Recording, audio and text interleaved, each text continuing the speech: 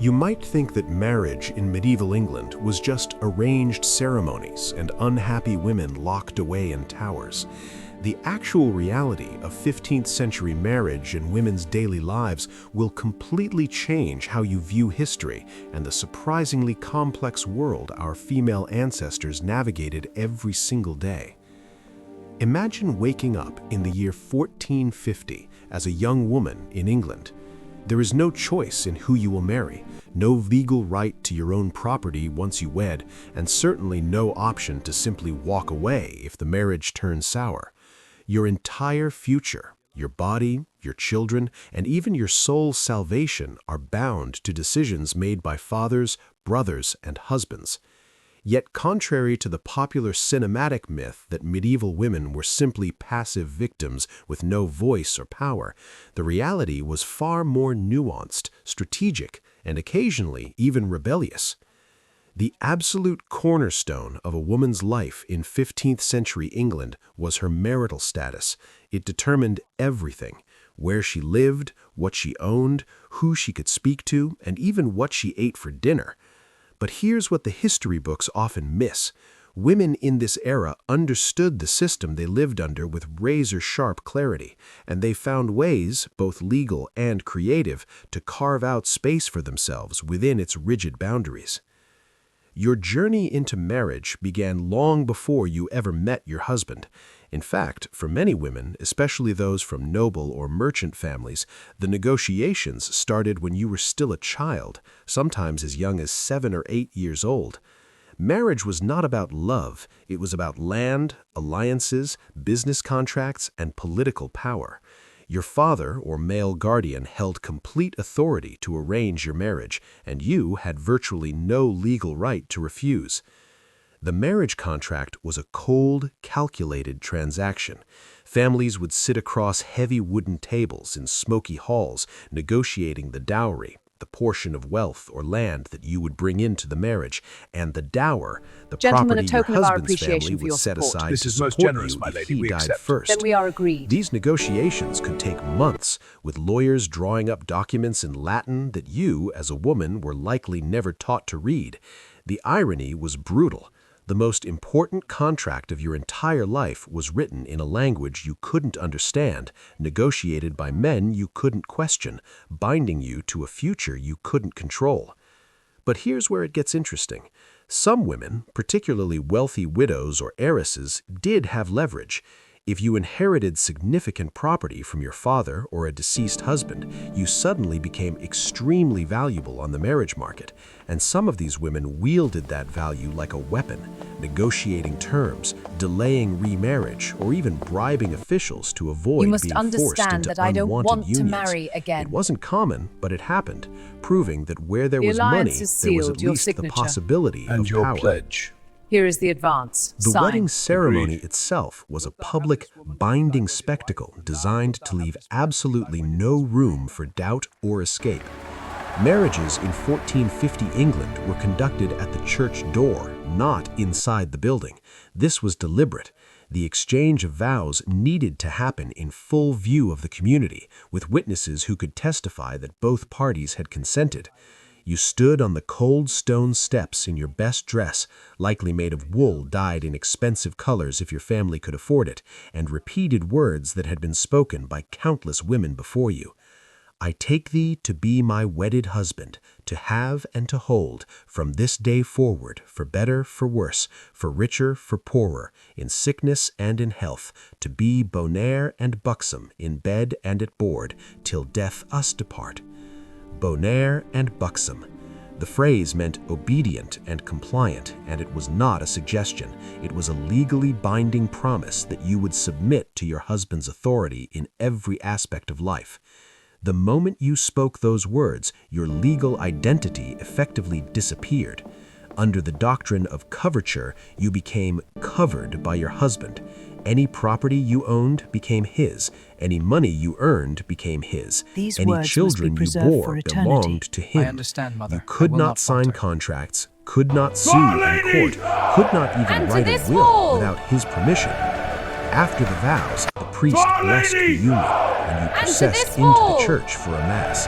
Then came the wedding feast, a loud, drunken affair where your family and your new husband's family celebrated the alliance they had just secured. You sat at the high table, smiling, while men toasted your fertility and made crude jokes about the wedding night.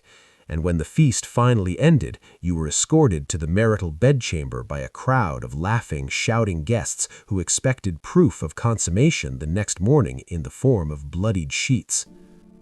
Now that we have successfully tackled the wedding itself, you're probably wondering what daily married life actually looked like for a woman in 1450 England.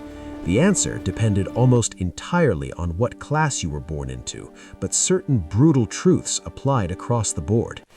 If you were a peasant woman, and the vast majority of English women were, your life was defined by relentless physical labor. You woke up before dawn to milk the cows, fed the chickens, hauled water from the well, and prepared a simple breakfast of bread and weak ale. Then you worked the fields alongside your husband, planting, weeding, or harvesting depending on the season. Your hands were calloused, your back ached constantly, and you were pregnant more often than not. Childbirth was the leading cause of death for women in this era, and you knew it. Every pregnancy was a gamble with your life. Between pregnancies, you spun wool, brewed ale to sell at market, tended the vegetable garden, preserved food for winter, and kept the household running. There was no concept of days off. Sundays were for church, but even then, the animals still needed feeding. Your husband had legal authority over you, but in practice, peasant marriages often functioned as working partnerships out of sheer necessity. You both needed each other to survive. If he beat you, which was his legal right, you had little recourse. But if he was lazy or drank away the harvest money, you could make his life hell through social pressure, gossip, and the judgment of the village community. If you were a merchant's wife in a bustling town like York or London, your life looked different but was no less demanding. You ran the household, which was also often the business. You kept the accounts, managed apprentices, supervised servants, and when your husband was away on trading trips, you ran the shop. Some guild regulations actually allowed widows to continue their late husband's trade, and a few women became remarkably successful brewers, silk women, and tavern keepers. But the moment you remarried, which you were under enormous pressure to do, all that independence vanished. It transferred to your new husband. If you were a noblewoman, your life was more comfortable but equally constrained. You lived in a manor house or castle, wore fine wool and imported silk, and never had to haul your own water. But you were also a valuable political asset, and your entire existence revolved around producing legitimate male heirs. You spent your days managing a large household staff, overseeing the provisioning of food and supplies, doing elaborate embroidery, and entertaining guests. You were expected to be the perfect hostess, pious, charming, and utterly loyal to your husband's interests. If you failed to produce sons, you could be discarded, humiliated, or worse. Beyond the daily grind of married life, women faced a specific and terrifying reality. There was no divorce. The Catholic Church, which held absolute authority over marriage in 1450 England, considered marriage a sacrament, a sacred bond that could not be broken by human will. What God has joined together, let no man put asunder. This was not a metaphor, it was canon law. The only two ways out of a marriage, annulment or death. Annulment was incredibly rare and required proving that the marriage had never been valid in the first place.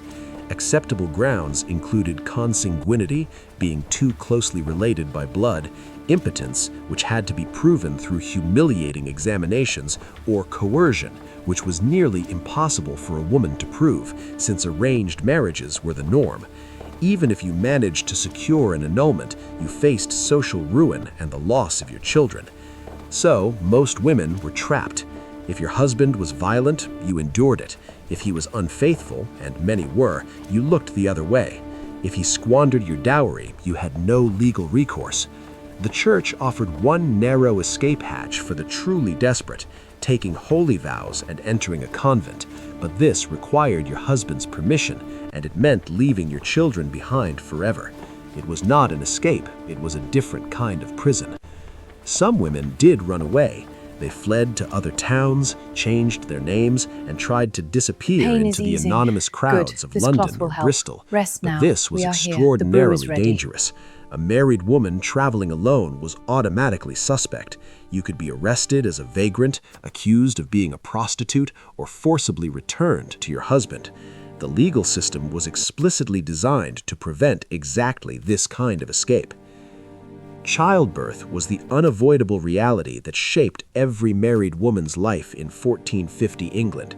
You were expected to bear children, as many as your body could manage, and you were expected to do it without complaint. Childbirth wasn't a time of rest. You worked until labor began, sometimes literally collapsing in the fields or at the market when contractions started. When your time came, you were attended by a midwife and a